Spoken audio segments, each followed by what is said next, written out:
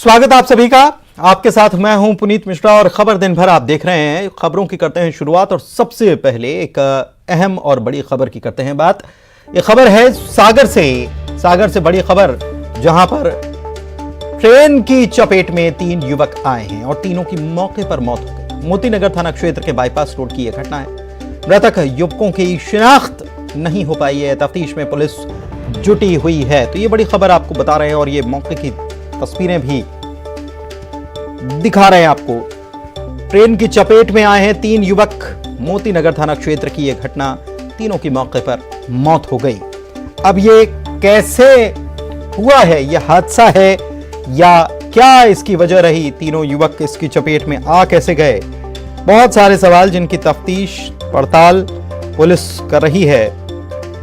हालांकि अभी तक इनकी शिनाख्त नहीं हो पाई है। रचित हमारे संवाददाता हमारे साथ जुड़े हुए हैं, रचित दुबे सागर से। रचित, क्या जानकारी है, क्या ये दुर्घटना है या हादसा है, क्या है इसके पीछे, या कोई साजिश तो नहीं?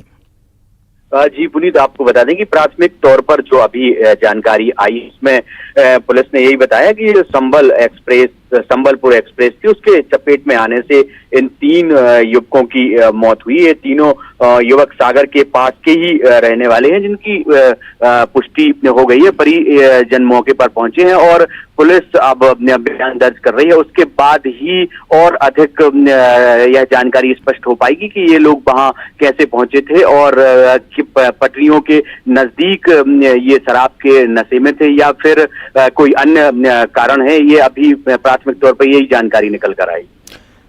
परिजनों से कुछ बात हो पाई? परिजनों ने बताया कि ये कहाँ गए थे, उनको कोई खबर थी?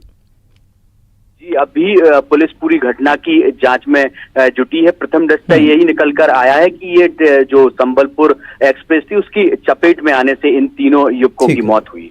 बहुत शुक्रिया आपका इस जानकारी के लिए। तो अभी बहुत ज़्यादा चीज़ें सामने नहीं आई हैं, लेकिन पुलिस जांच करने में लगी हुई है।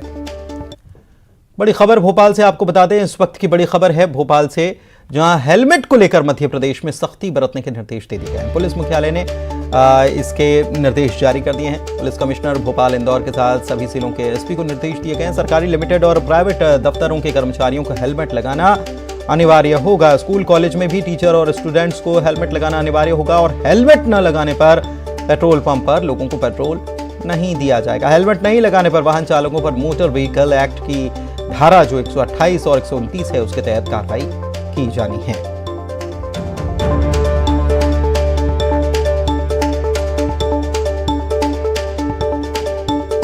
तो ये बड़ी खबर इस वक्त आपको बता रहे हैं और बेहद अहम खबर मध्य प्रदेश के निवासियों के लिए बड़ी खबर है। हेलमेट नहीं लगाया तो सख्ती बरती जाएगी, चालान भी हो जाएगा और जो मोटर व्हीकल एक्ट है उसके तहत जो नियम है उसका सख्ती से पालन कराने की बात कही जा रही है।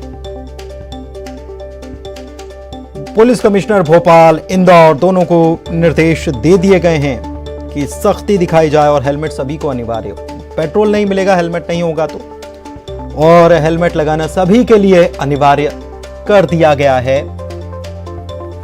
मध्य प्रदेश में सख्ती बरती जाएगी। हालांकि ये हेलमेट लगाना तो अनिवार्य सभी को पहले से है, लेकिन अब ये निर्देश दिए गए हैं कि ऐसा न करने वालों पर सख्ती दिखाई जाए, सख्ती की जाए, ताकि जो दुर्घटनाएं, सड़क दुर्घटनाएं होती हैं, हेलमेट जान बचाने का काम करता है और फिर भी लोग लापरवाही पूर्वक इसको नहीं लगाते हैं, तो ऐसे लोगों के खिलाफ कार्रवाई की जाए और इसे निर्देश दे दिए गए हैं कि यह कंपलसरी होगा। ये बड़ी खबर इस वक्त आपको बता रहे हैं भोपाल से। हेलमेट नहीं लगाने पर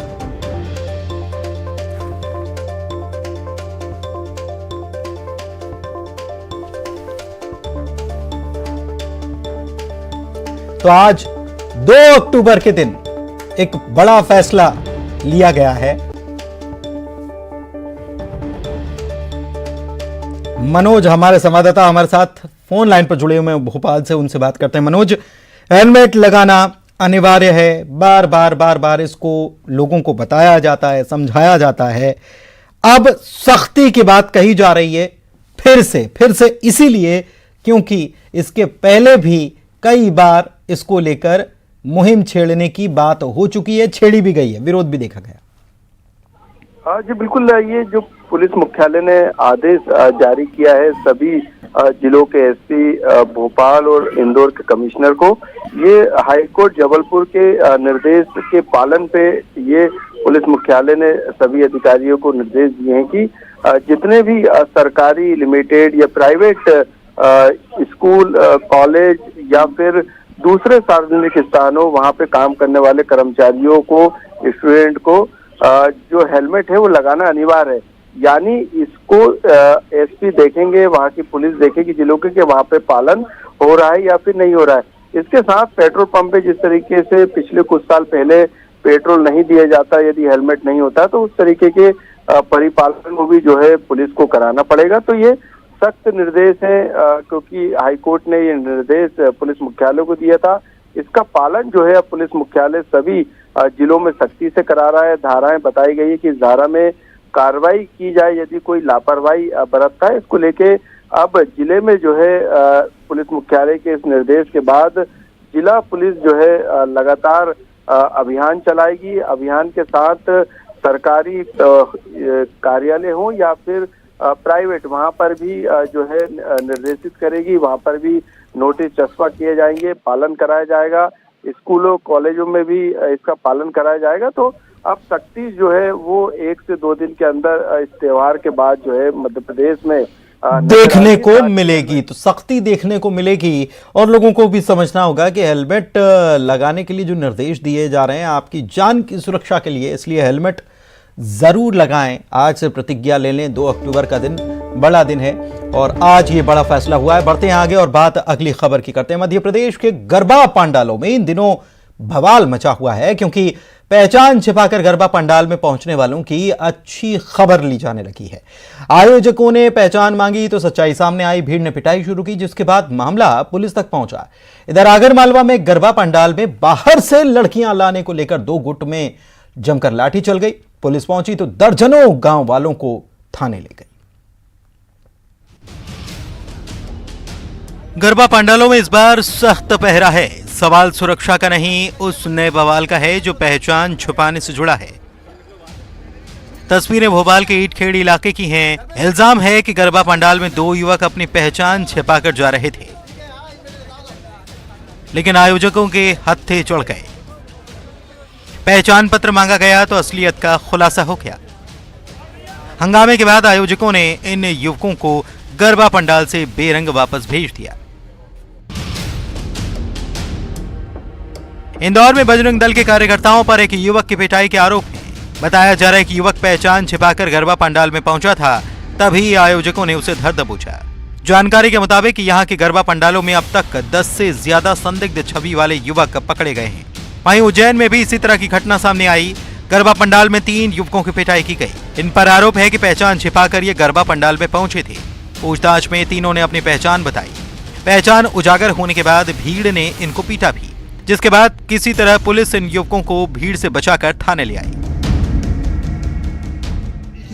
कुछ लड़कों को कुछ लोगों ने घेर लिया है और उनका किसी धर्म विशेष से ताल्लुकात बताकर कि उनकी एंट्री वर्जित है, वो एंट्री क्यों है, तो उस करके वो थाने पे उनको लेके आए। तो पुलिस को जब सूचना मिली तो पुलिस मौके पर पहुंची, वहाँ पे जितने भी लोग थे सबको थाने पे लेके आ गई। अभी जिनके अगर चोट लगे तो उनका मेडिकल कराया जाएगा और मेडिकल के पश्चात अगर डॉक्टर द्वारा चोट बताई जाती है तो कायमी। आगरमालवा में गरबा में बाहरी लड़कियों के नाचने को लेकर 2 गुटों के बीच विवाद हो गया, जिसके बाद दोनों ही तरफ के लोग एक दूसरे पर लाठी डंडे लेकर टूट पड़े। इस मारपीट में करीब 9 लोग जख्मी हुए। आपको बता दें कि यहां तेज आवाज में डीजे बजाकर गरबे का आयोजन किया गया था और आरोप है कि बाहर से लड़कियां बुलाई गई थी। अब पुलिस ने दोनों गुटों के खिलाफ मामला दर्ज कर लिया है। ये ग्राम थाना जो आगरमालवा थाना है उसका ग्राम प्रधान काका, वहाँ पे गरबा बिठाई हुई थी मंदिर के सामने। तो गरबा में डीजे बजाने की बात पर से दोनों पक्षों में विवाद हुआ था। तो दोनों पक्षों में मारपीट की गई है, दोनों पक्षों में घायल हुए हैं। तो अभी यहाँ रिपोर्ट की में कायमी की जा रही है। कितने लोगों के खिलाफ कायमी? किसी के खिलाफ कायमी की गई है। क्या नाम है सर आपका? ध्रुव आशीष चौहान, DSP AJ के आगरमालवा। आस्था वाले इस पर्व में सुरक्षा जरूरी है, क्योंकि इसी मौके का फायदा उठाकर शरारती तत्व माहौल बिगाड़ने की साजिश में जुटे रहते हैं। लेकिन सुरक्षा पुलिस के हाथों में होनी चाहिए। कानून हाथ में लेने का अधिकार किसी को नहीं दिया जाना चाहिए। Bureau report, news 18 Madhya Pradesh, Chhattisgarh. नशा मुक्ति को लेकर सीएम शिवराज सिंह चौहान ने आज परेड ग्राउंड से अभियान की शुरुआत की। भोपाल के परेड ग्राउंड से सीएम ने आबकारी नीति में बदलाव का भरोसा दिया। कार्यक्रम में उमा भारती, योग गुरु बाबा रामदेव भी मौजूद थे।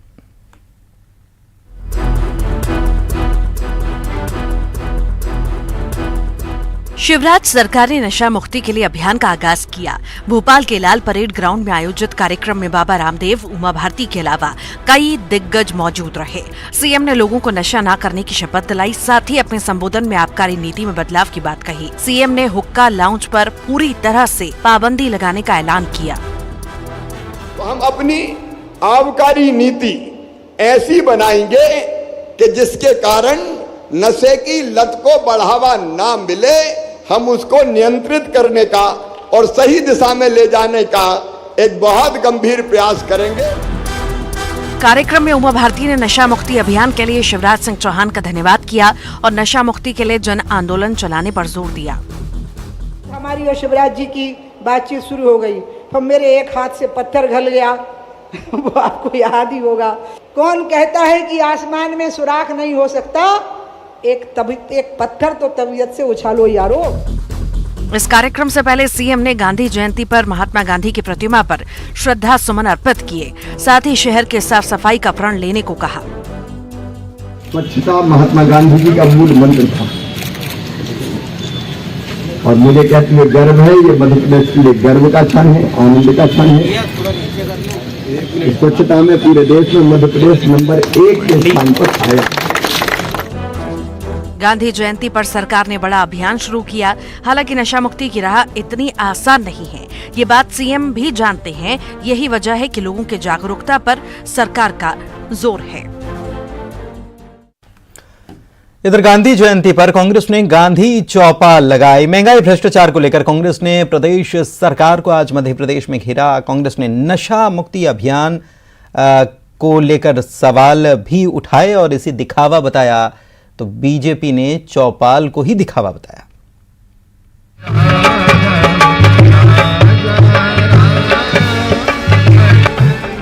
भोपाल के गोलूखेड़ी गांव में कांग्रेस ने अपनी चौपाल लगाई। चौपाल में पहुंचे सभी कांग्रेस नेता गांधी टोपी में नजर आए। गांव वालों से बातचीत में कांग्रेस नेताओं ने कहा कि सरकार सिर्फ नशा मुक्ति का ढोंग कर रही है। नशा मुक्ति का एक ही है, शराब की दुकानें बंद कर दो, नशा मुक्ति हो जाएगी। और उमा भारती भी कह रही, उन्हीं की बात सुन लो, हमारी सुन। हम तो कह रहे हैं कि नशा बंदी के लिए शराब उस तरह बंद कर दें जैसे कि महात्मा गांधी के प्रदेश गुजरात में बंद है। उधर बीजेपी का प्रदेश अध्यक्ष ने कांग्रेस के चौपाल को निशाने पर लिया। उनका कहना था कि सिर्फ दिखावे के लिए कांग्रेस गांधी जी का सहारा ले रही है। इस भारत को स्वच्छ बनाने का काम किया है।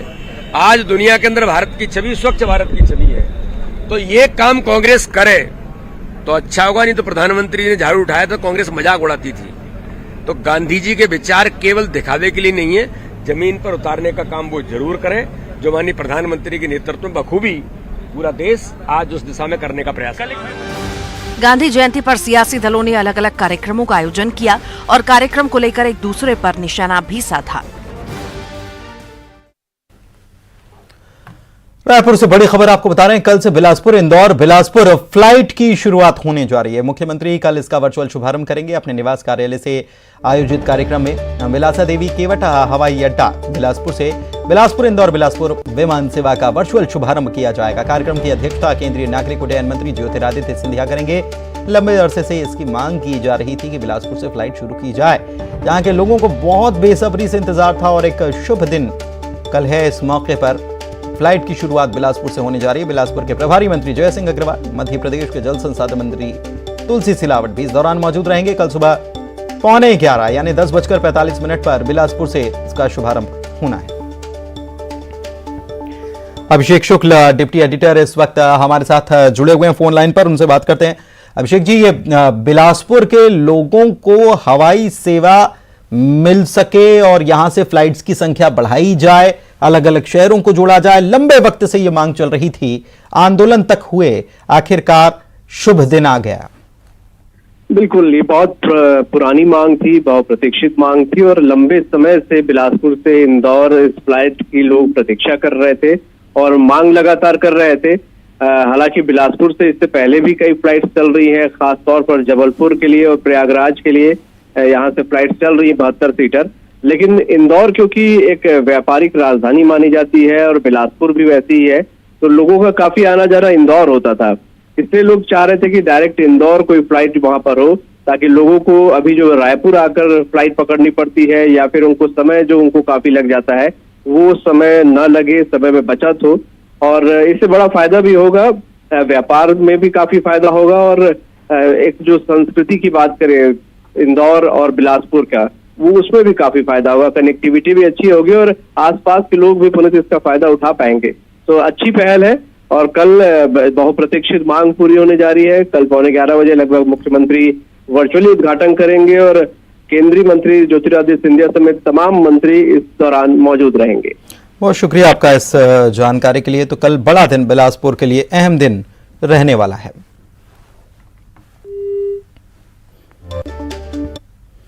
सीएम भूपेश बघेल ने गांधी जयंती के मौके पर हबीब तनवीर के नाम से पुरस्कार देने की घोषणा की। मुख्यमंत्री ने कहा कि हबीब तनवीर ने छत्तीसगढ़ के नाटक को अंतर्राष्ट्रीय स्तर पर पहचान दिलाई है।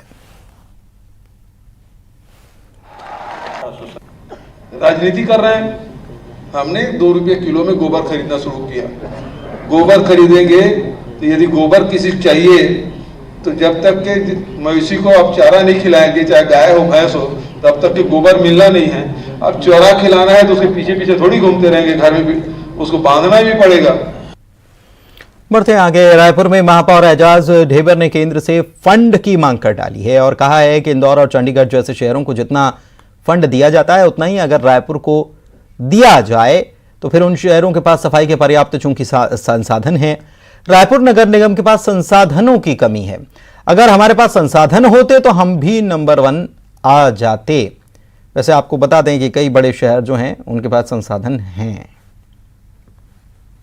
अगर जो सामान जो केंद्र से आप राष्ट्रीय उपलब्ध बाकी प्रदेशों को करा रहे हैं, अगर वो हमारे प्रदेश को, हमारे शहर को करा देंगे तो हम लड़ाई 110%। अरे बिना हथियार का, बिना उसका कैसे जाके आप लड़ाई लड़ोगे? लड़ाई के लिए कुछ सामान तो चाहिए ना, कि जो गलती करता है उसको स्वीकार करता। मैं इतने सारे लोग तो सामने बोल रहा हूँ कि हम 6 से 11 में है, तो मैं किसी के ऊपर दोषारोपण नहीं करना चाह रहा। मैं ये भी बोल सकता था कि जहाँ जहाँ अभी देश में चुनाव हो रहे हैं उन सब देशों को जोड़ दिया, उन प्रदेशों को जोड़ दिया गया, जहाँ जहाँ पर कई सारी बात को मैं बोल सकता था, मगर मैं इस बात को नहीं बोल रहा हूं, ना ही मुझे। अपनी आने वाली फिल्म वो 3 दिन के प्रमोशन के लिए बॉलीवुड एक्टर संजय मिश्रा रायपुर पहुंचे। संस्कृति विभाग के विशेष कार्यक्रम हमर पहुना कार्यक्रम में वे शामिल हुए। इस दौरान एक कैरेक्टर आर्टिस्ट से लीड रोल में आने और बायकॉट गैंग को लेकर न्यूज 18 से उन्होंने खास बातचीत भी की। मशहूर फिल्म अभिनेता संजय मिश्रा इस वक्त मेरे साथ हैं, जो कि रायपुर पहुंचे हुए हैं अपनी नई फिल्म वो 3 दिन के सिलसिले में। आखिर 3 दिनों में क्या कुछ खास है, ये बताएंगे सर। वो 3 दिन आने वाले हैं। नमस्कार, ये मेरे डायरेक्टर हैं राज आशु, राकेश श्रीवास्तव को एक्टर है मेरे। वो 3 दिन ज़िंदगी के वो 3 दिन हैं जो कभी कभी हो जाता है कि अरे यार वो 3 दिन बड़ा बुरा था, वो 5 दिन बहुत अच्छा था यार, वो साल तो ऐसा लग रहा था बीते ही नहीं। तो इस तरह की एक कहानी है 3 दिन कि एक रिक्शा वाले के साथ क्या क्या होता है उस 3 दिन में।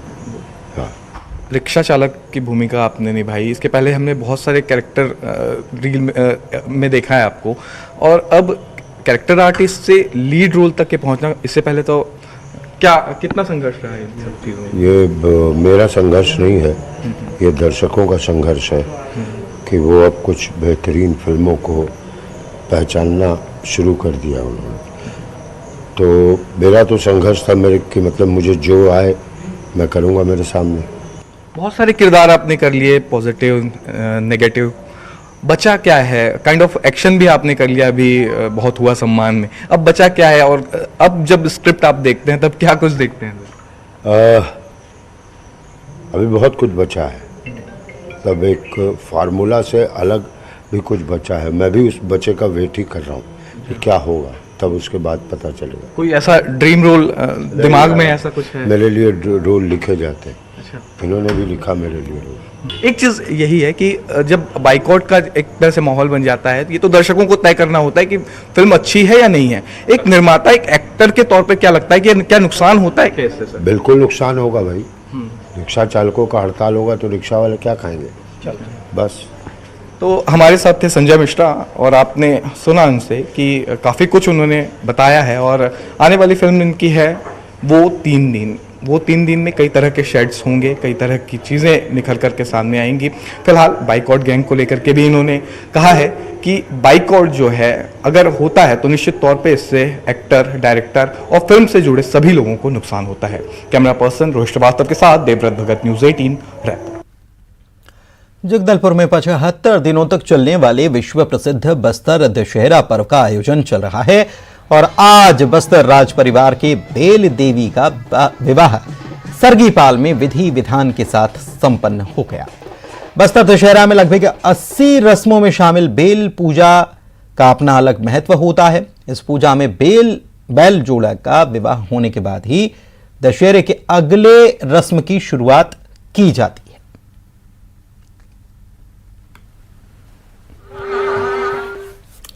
और इसी के साथ इस बुलेटिन में फिलहाल इतना ही। खबरों का सिलसिला जारी है, बने रहिए आप।